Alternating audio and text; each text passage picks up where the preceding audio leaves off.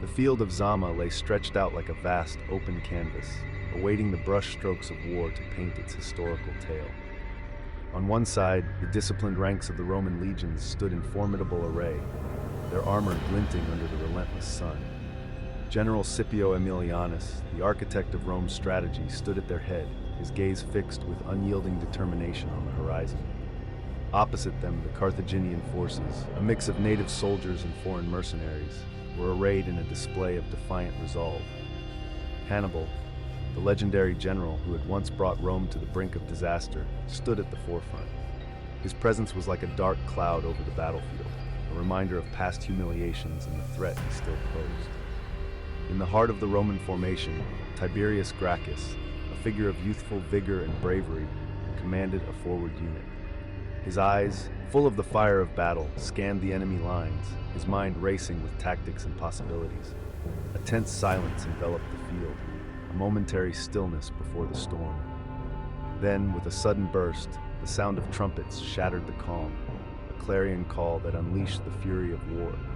Like two colossal waves, the Roman and Carthaginian armies surged forward, crashing into each other with a thunderous roar.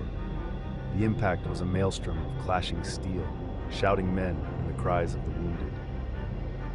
The Romans, with their superior discipline and tactics, quickly began to assert their dominance. Tiberius fought with the ferocity of a lion, his sword a blur as it struck down enemy after enemy, and his men followed his leadership without hesitation.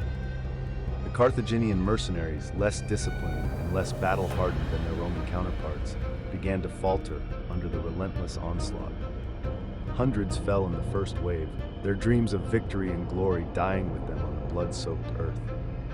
As the battle raged, the Romans inexorably pushed forward, their lines moving like a relentless tide toward the walls of the city. Tiberius, leading his squad with indomitable courage, reached the edge of the city wall. With a heave from his men, he was thrust up onto the wall, his figure momentarily silhouetted against the chaos below. From his elevated position, Tiberius looked down upon the embattled city, his heart racing with the adrenaline of the moment. "Follow me," he shouted, his voice a rallying cry that pierced through the din of battle. With a fearless leap, he descended into the city, leading his men into the heart of Carthage. His squad, inspired by their leader's valor, followed without thought, plunging into the city to carve a path of Roman dominance. This moment, a blend of courage and audacity, would be remembered as a turning point in the siege of Carthage, a testament to the bravery and skill of Tiberius Gracchus and the unstoppable might of Rome.